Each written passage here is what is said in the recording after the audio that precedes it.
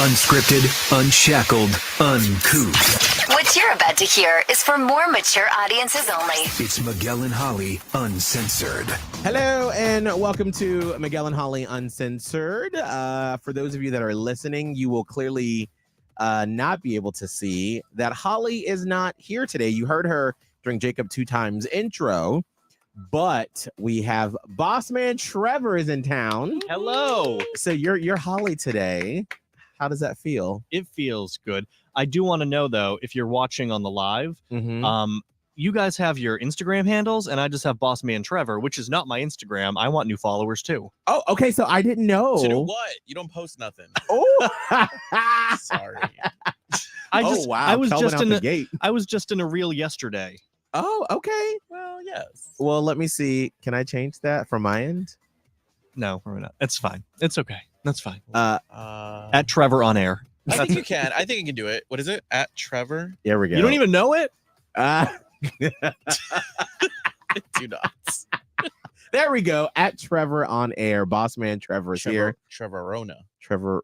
Wait, and how do you say your last name? I always forget. Wait, hold on. Wait. Let's see if you guys can get it. It's not that hard. Morini? Martini. Miguel is right. Morini. Morini. Because I think I said something different when we first met you in person. How do people mispronounce it?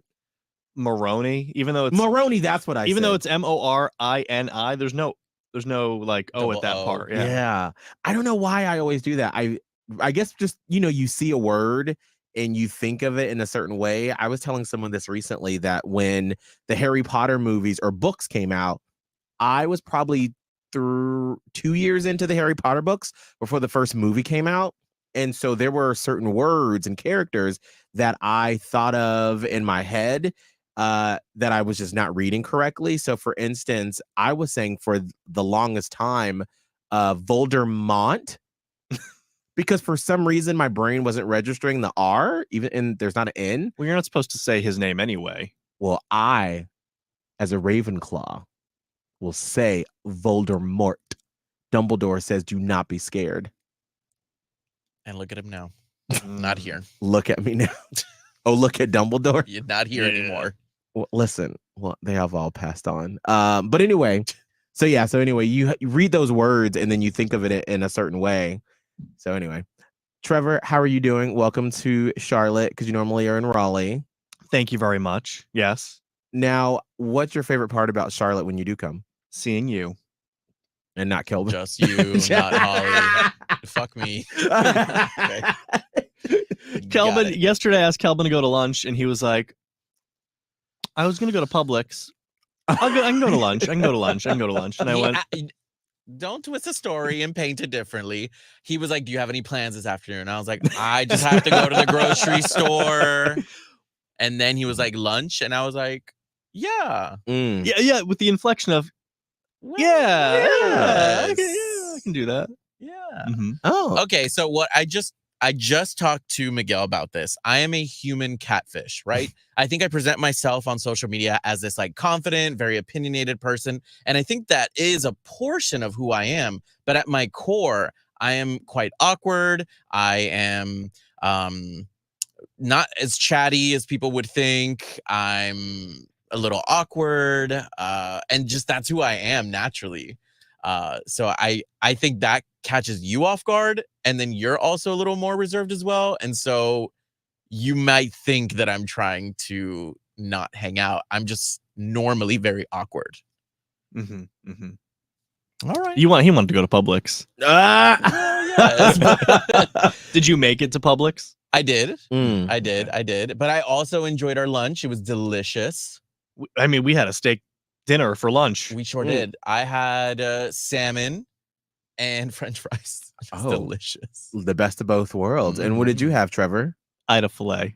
Oh, at lunchtime? Yeah. Make known. When the company's paying, yeah. Oh, Well, you yes. go for it. Even if the boss says that the company's paying, you go somewhere expensive. See, and I didn't get the most expensive thing because Miguel always likes to call me out saying that when the company's paying, he's going to get the most expensive Girl, steak. there has not been one dinner we've gone to where the company's paying, where he'll lean over to me and Kelvin will be like, So they got this prime rib for $98. Do you think that's okay? It's not true. Listen, if there's more than three like higher ups, then yes, I will order somewhat, a little like, oh, that's a little too much, but whatever, it's fine. Well, when everyone comes to town, they're all getting 3-4 drinks anyway. So 3-4 bottles. So yes, I'm going to order the $60 steak if you're having $80 bottles of wine. Now, here's my thing. So, Trevor, as a boss, because like we don't get the special credit cards that the company gives out. Or if you work for any sort of corporation, you will get an expense card.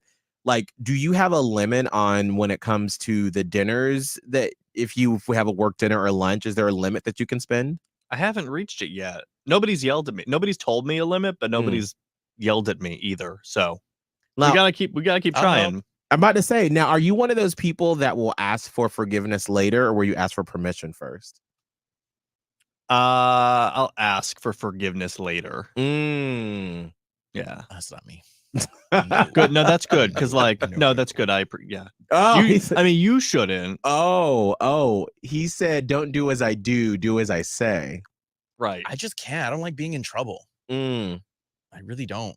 It's so interesting. I feel like as I've gotten older in this career, I've been a little more fearless when it comes to asking for forgiveness later. Because before, I was like, I just don't want to get fired. I was like, I'm just here. I am making a paycheck. I'm trying to live. And then, once you get a little savings under your belt and you're like, well, I kind of know sometimes what I'm talking about. Let's do it and see what happens afterwards. And so I feel a little more leeway. So I'm always curious, like as a boss, Trevor, how do you negotiate that in your head and making a decision? Like if you have a bunch of higher ups that are saying you need to do this, but in your heart that this is actually the right way, will you follow what they say because they sign your paycheck, or will you do it anyway because it's right? Well, if they tell me specifically don't do something, I'm not going to do it. So I try to share as little as possible. What do you mean? Like, if I have a thought, I'm like, I'm going to do this because I'm going to do this. I'm not going to share that I'm going to do it first. I'm just going to do it. You just do it. Hope it goes okay. Have you ever gotten reprimanded as a boss? No. Written up? No. So have you really done anything controversial then as a boss? Controversial? Yeah, like what it's like, well, by controversial, like in radio filter, right? Like, oh, you did something maybe they weren't such big fans of. Like, do you have any examples of that? I really don't. Sorry to be boring. I don't. I've also had some really good bosses myself who kind of just trust me. So, yeah. So you've never had one of those experiences in radio where they yelled at you, or even before you were a boss, like when you were a baby DJ and you were like learning the ropes and like, okay, yeah.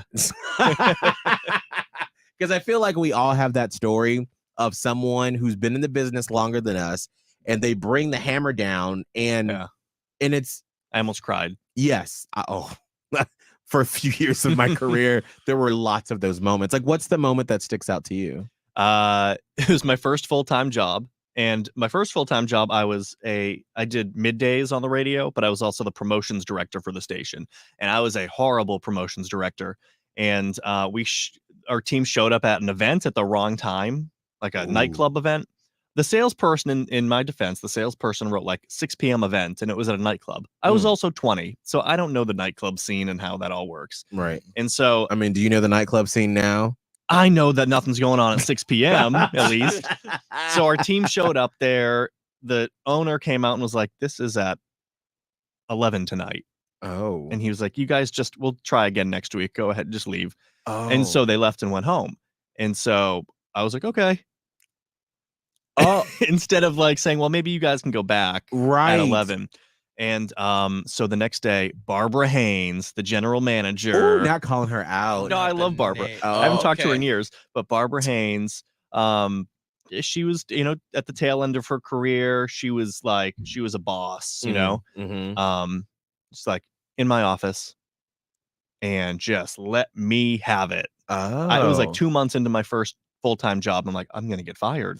2 months in. Oh my, and I just had to sit there and take it. What was her demeanor? Was this like, how dare you? I cannot believe you. Or was it wagging, finger wagging, yelling. And then I went, and she went, nope. And then she kept going. And I just went, How old were you? 20.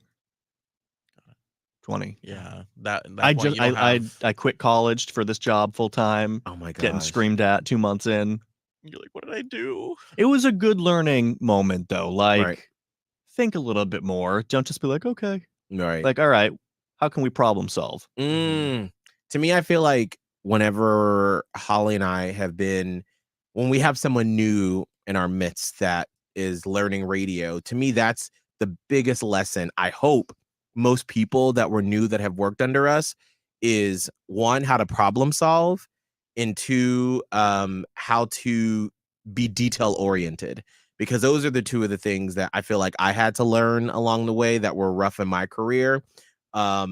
Where it's always you just because you don't know what you don't know. And so you're just like, okay, well, this person is telling me that this is not the right time. And so I'm gonna take them for their word. Yep. But then you learn in radio, that's not acceptable. Like we have to figure out something else. But that's such a hard lesson to learn Well, sometimes. probably any business. Like, Yeah. if a client anywhere in any business is like, yeah, this isn't right, but it's okay. You don't Right. just say, okay. Well, that's You fine. go above and beyond to try to make it right or better than right. And I didn't do that. 20-year-old me did not do that. Kelbin, what was that moment for you? Like a what the fuck moment? Yeah, where you got like reamed. He said, how many? No. Don't talk about the R's. So, I'm just kidding. Man, I used to work under Jill Strata, and her famous, I guess, reams were the what the fuck moments. And if you ever got what the fuck, it was a privilege, but it was also like the worst thing ever. So describe what that looks like. What the fuck is just like, what are you doing? Why did this happen? But it has to be something really dumb. It would never be nitpicky or anything like that. She was a fantastic boss. I never got what the fucked, thankfully, but I have done some really stupid stuff. I was training this one girl who had just started, and I wanted to take initiative by updating our music beds. And for those who don't know the radio terms, music beds are like the songs we play in the background. This one right here. Correct. When you hear that, come at the end of every podcast. Yes. And so we had songs from like 2010, and I was like, can we update this? This is so outdated. So I took the initiative to do it. I didn't know much on how to upload through Wide Orbit, so I was just, which is another radio system that we use. And I was like, all right, well, I'm going to do like Khalid, and I'm always going to remember it's the Khalid song. So I did it. I'm showing her how to input on a weekend shift. And for some odd reason, I guess something on the back end of the song, some of the settings, it just continued to play, even if I played for the next element to go into commercials. Oh, so basically like when we're like, hey, it's Miguel and Holly Uncensored. We'll see you next week. Miguel and Holly Uncensored. But Catch it on the It's iHeartRadio that, app or yes. anywhere you listen to podcasts. And it kept going through the songs, through the commercials. You see my face right now? And it was a Saturday, so I thought, no one's listening. It's fine. the PD's always listening. Knock, knock. Jill Strata, my boss, on a Saturday was like, what's happening? And I had to quickly explain what happened. And that was super, super duper embarrassing. Because I was trusted to start training in the new people, which I loved. But I ended up doing something wrong. That ended up playing. All of it was my fault. So yeah, I think Gives that me would- anxiety as the program director. Yeah. I think that's probably my worst mistake. I've also introed the wrong artist into the song, which I feel like we've all done. Yeah. Oh, that girl. I do that probably once a week. It's funny. So I worked with a guy named Gio in Providence at 92 Pro FM, big morning guy. He was there for 50 years, just retired this year. And I was running the board. I was, producing a live broadcast one day when I worked there. And I kid you not, for an hour, every single song he talked up from this live broadcast, he's like, all right, here's Tayo Cruz on Pro FM. It was never Tayo Cruz. Every single time now. Oh, no. And it's so, I feel like that's the beauty of radio, though, is that you as the listener, I always feel like those are lean-in moments because you're like, oh, wow, like somebody's really screwing up here. And so it actually makes me tune in a little bit harder as a listener because I'm like, wow, are they going to address it? Or is it just going to go away? What's going to happen? A little controversy. For me, I think my biggest mistake is my first like 3 or 4 months when I became full time and I was producing a conservative news talk morning show in Savannah. And That's what I think of when I think of you. yeah, I'm thinking, this is It's listen. part of your brand. If there's someone who was a Rush Limbaugh fan, it was me. Let me tell you. Not rest in peace. I said what I said. Anyway, Saving that as a clip. do not save that. But I said what I said. Yeah, so I was late to producing it because I had a friend over and we had a bunch of wine. And so I was supposed to get there and help Bill Edwards, who was the morning show host, get together his schedule. And I also did the traffic. Well, it was 6 o'clock. I was not there. And then my boss, John Weatherby, he called me like 3 times. And he called me and I was like, oh my God. And he was like, and he's normally he's like, I'm John Weatherby. Welcome, everybody. So great, Miguel. You're fantastic. I will never forget his flat tone being like, take your time, be safe, and get here. And I said, okay, I'll be there. So I was like, zoop, zoop, got ready, rushed into work. As I was about to walk into the studio, John stopped me and was like, no, come to my office. And I was like, okay. And he never yelled. He never raised his voice. He was like, do you know how many traffic reports you missed? I was like, I don't know. He was like, you missed 2. Do you know how much money that equates to with the sponsors you didn't read? I don't know. Well, here's the amount. Do you know how many listeners now don't know what's happening and where to get to because they depend on our traffic services? So I was like, I don't know. At this point, I think I had like silent tears streaming down my eyes. So he was disappointed. He was yeah, I'm not mad. I'm disappointed. And his basic, and this is what I always try to instill in every person we work with, is he was like, listen, at the end of the day, our jobs are not serious. We don't work in a hospital. We're not doctors. We're not lawyers. We're not saving people's lives, but people do depend on us. And if we are not dependable and we do not show up when we say we're going to show up, they have other options. And so to me, that is why I take so serious. Like whenever it's like I happen to listen to the podcast and like something is screwed up and I'm like, Kelvin, oh my God, because we see the text when people are like, when you all listening are like, oh my God, you know, there was something missing with the Full Show podcast, because I know you're depending upon it. And I always think about John Weatherby, rest in peace, who's passed away since then. And he also taught me on how to be detail oriented because he was in charge of so much, but he was so good at keeping track of every little detail. And so that's why when I make little mistakes, I get so mad at myself because I'm like, I should have caught that. But I think in any business, you have to go through those things. Do you have to leave? I know it's almost time for your meeting. I have to do boss things. Oh. Ooh.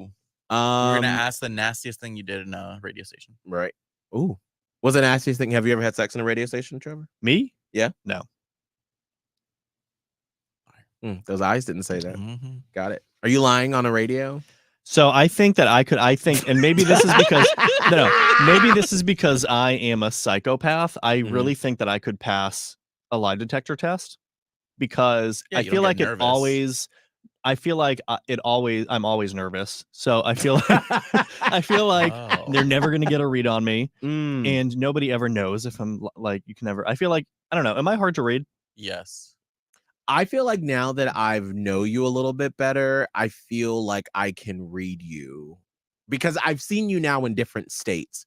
I've seen you excited. I've seen you furious. tired. You've seen me furious. I've seen you like furious, but I've also seen you like genuinely upset. And I can see about the same. You have, but no, to me, there's slight differences because I love watching people. Your cheeks a little puffier. Your lips get a little terse. I gain a little weight. So the food's been good. He said, girl, that was that Raising Cane's over in Raleigh, girl. It was real good. But I can tell your physical features, yeah, a little bit so far. Because I'm a really observant person. Can you save Miguel saying, I like watching people? Saved it. I like watching people. Is your stoicness on purpose or is it a wall? It's not on purpose. I don't know if it's a wall. You're just built that way. Yeah. Maybe we should dive into that next podcast. I'd like to.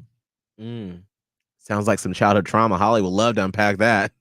I don't think I did have any childhood trauma. Oh, Like, Holly not- will find some. Don't you worry. Don't, Great. We'll girl. find it. Oh, don't worry. We'll Don't find it. worry, girl. I thought I was fine, and then once she started going to therapy, she was like, "Miguel, so I think there's some things." So, I'm getting the wrap up for me. oh, all right. Bye, Trevor. I did get one new follower, by the way, Oh, from the live, so thank you. if you want to I follow, followed back. maybe you'll get some more from the Platypus Posse. Trevor on Air is his Mhm. name on Instagram, and you can see the shenanigans he does with us when he's in town, and then he also is on the radio in Raleigh as well.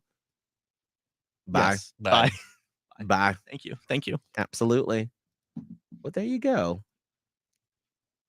Did you get all your answers? Not answered? really. No, Not really. I did. Well, so when he brought up that whole lunch thing, I knew he was going to say something about that because it's not that I didn't want to go to lunch with him. I'm just awkward. Like, I am so good at a 3-person party, Oh, 4-person parties, Oh. because I like to sometimes step away and just listen and let everybody, joke. And I love the same way. I like to observe as well.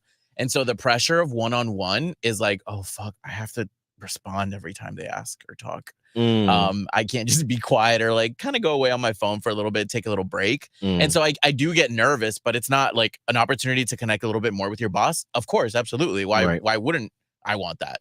But yeah, he did ask me and I was like, yeah, let's do it.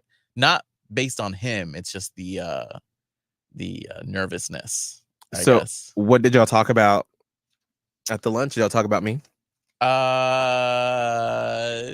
Sort of. Oh, do you hate me? Are you like Miguel No. is the worst host? Absolutely Fire not. him now. Absolutely not. He was just like, well, how was that show on Tuesday after Atlanta Pride? And I was like, it was a little rough. It was a little I'm rough. sorry. I And am he's at 100%, hungover. 99% of the time. I have one off show and everyone's like, Yes. "Oh, God." I know. I had said that too. I was like, he doesn't drink that often. So I feel Wait, like hold on. That's a lie. I don't drink that much. the often. night before Right. a show is what I meant, is what I said too. Mhm, So that's what that was, but he wasn't like hammering it. I was Mm. just like, oh no, yeah, that was a little off day. It was rough, but the rest of the shows have been good. And then that was it. We just talked about that. It wasn't until the end of the lunch where we started gossiping, and he just lit up like a Christmas tree. Like I've never seen that man more expressive, more interested, different levels to his voice. So yeah. But I always think the opportunity, if I am nervous, is to be like, well, listen, I don't always hang out with this person. What can I learn from them? And so I wanted to dive deep into his. It takes confidence to be a boss. And so I kind of wanted to nitpick or like learn a little bit about that. Like he's young too. So I was like, well, how do you even make decisions? Like I can't make a decision until I'm thinking like, what's the worst possible outcome? What's the best possible outcome? Should I even do it? And so what I learned from the whole like lunch, I think the biggest piece was he told me, he was like, you just have to do it. Right. You just have to do it. And if it fails. And if not, you're just better after it. And I was like, okay, yeah. I think one of the biggest things I've learned about leadership through the years and watching different bosses, the best bosses that I've enjoyed are the ones that, one, are collaborative, that don't just send down edicts, who listen and who admit when they're wrong or admit when they don't know something. Yes. And to me, I have worked with so many people that were in leadership positions who, especially in the radio world, and this is within any industry, you have different departments. Like in the radio, in the pie of a radio station, you have programming, which is what we do. We program and give you content. Then you have the salespeople that sell the radio station. You have promotions and marketing, and then you have upper management. Well, normally the salespeople and programming, we work together because they'll say, hey, I just sold Holly's t-shirt shop. Now it's your job, programming, to come up with a concise message that will get people to advertise or to go into Holly's t-shirt business. And we work together. I've had bosses who have never worked on the air, who have tried to tell me what to do, basically. And I'm always like, ooh, baby, honey, child.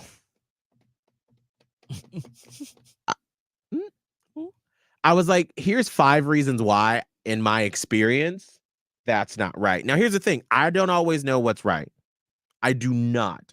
So I can take what you say, and then from my experience, let's come up with a solution.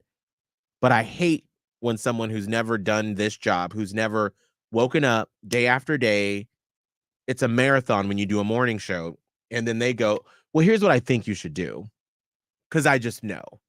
And I'm like, well, how do you know? Well, I love the methodology of yours. I don't know if that's the correct usage of that word, but how you always say, whatever I get told, I put it through the Miguel and Holly filter. But my question to you is, have you ever gotten a critique or some direction to something you absolutely, one, maybe could not do it through your filter, or two, just did not agree with? And how did you move forward with it?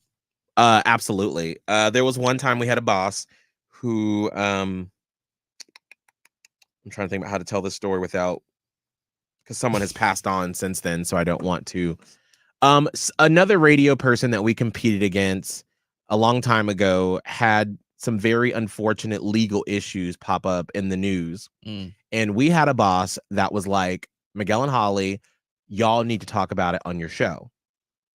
Interesting. That is not something, that is not a Miguel and Holly value. That is not in our universe. We will report the news, but I'm not about to sit here and go through some hearsay, because in my mind, I go, I don't know what the future holds. What if someone accuses me of something, or my name is in the news, and I don't want my fellow radio people, even who I'm competing against, to run my name through the mud if it's not true. Right. So why would I do it to somebody else? Right.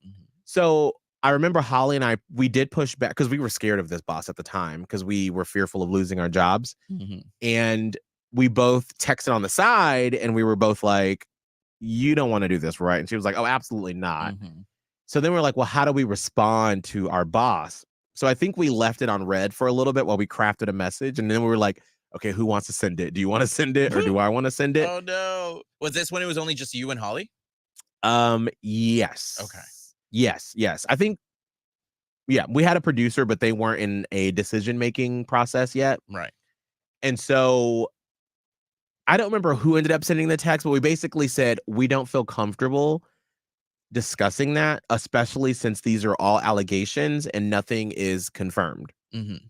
And so he immediately shot back and was like, they will put their foot on your necks. They want you to lose your jobs. It is your job to do anything possible to bring them down.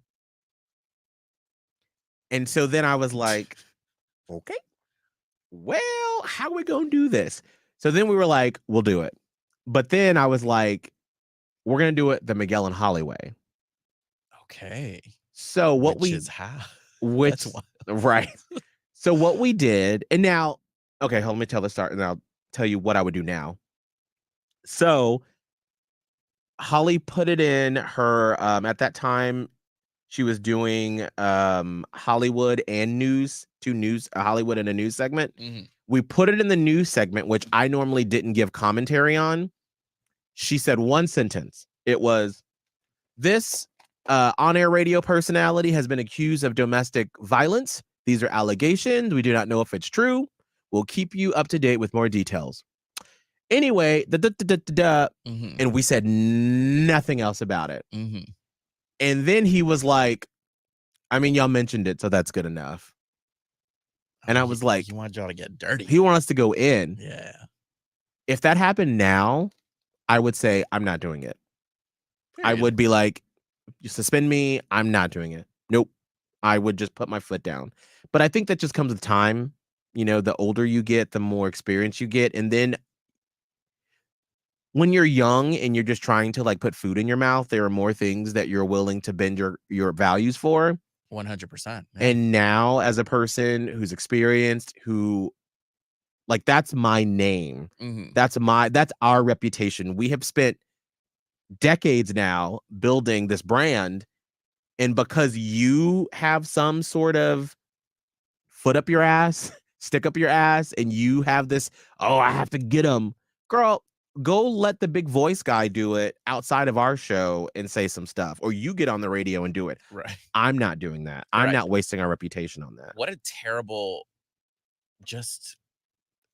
leadership on his end, because not only are you his henchman, basically trying to do this, you're getting dirt on not only yourself, Right. the show, and that's not even part of your brand. No. And that's not as a human being. Like even Right, and outside on of, top of that, yeah. right, outside of being a brand, as a human being, I don't do that. Right. And it just felt so yucky to do it. Mm-hmm. And I always remember being like, I'd rather walk away than having to do something like that again. Right. What a time. Gotta stand up for your values, girl. By the way, I think we like got right into it. Holly's going to Miami to see Taylor Swift. That is her second trip to Miami Yes. in a few weeks. I am so jealous. Well, but I mean, the first time was a little Well, traumatic. yeah, I know. I know. That I wasn't know. a fun time. It was not. I know. But you know, She was like crying down there the whole way, yeah, crying the whole way back. and like anxious the whole time, uncomfortable in a home that wasn't hers. Oh, no, this is a Yeah. little bit better. Yeah, no, I agree. So yeah, Holly got last minute tickets from, I don't know if can I say? No, I'll let her tell it. Yeah, let 'Cause, her yeah, say it. yeah, she'll tell the story next week. But yeah, she got last minute tickets, and so she got to surprise Maya with them last night. So she had to book a quick flight, 24-hour trip. So we'll get all the details on Monday when she's back. So jelly. Yes. Good for her. All right, producer Kelvin, how can people find you on social media this weekend? At Kelbin Live, TikTok, Twitter, Instagram. That's pretty much it. I can't wait to beat you and your friends up at Game Show Battle Rooms. That's right. Tonight, Kelvin and I are doing Gay versus Gays, where it's this whole, or you endorse it. You explain what it Yes. is. Game Show Battle Rooms. So basically, they have two separate arenas, and you're able to play these sort of games that kind of mirror Family Feud, Wheel of Fortune, Price is Right. They have some Plinko stuff in there, some trivia, and so they provide us with their own director, I think, and a host. So we don't have to do anything. They kind of organize it for us. And I believe up to 6 to 35 people can go in there. 6 to 32, actually. Ooh. And so Miguel got his best Judy's. Mhm. I think you got 5 or 4. I have, yeah, 4. it's 5 total. Yeah, I got Yes. 4. Yeah. And I got my best 4. And so we're just going to go and compete. It's going to be like the Civil War gay edition. No slavery involved. Oh, not that one. I was talking I know. about like Marvel Civil Oh. War. You just said Civil War, and I was like, No, the South will not rise again. no. Marvel, bitch. Okay, there we go. That's a little. I was like, Oh my god. oh wow, I didn't know we were going there. Your eyes. I was like, what? We all saw that movie. They were split up. No, you didn't. Yes, the Avengers Civil War. Okay. Oh my god. Your eyes. I was on the like, video. Sorry. no, it's Oh my fine. You God. just skipped a word, and I was like, wait, we need to clarify real well which Civil War you're talking about. Okay, We had text about it last night, so I thought you knew what I meant. people listening don't know, so that's why I was like, so you'll be able to see video from that on the Miguel and Holly Instagram this weekend. All right, you can follow me at Miguel Fuller. Bye, y'all. Bye. No Civil War. No. Miguel and Holly Uncensored.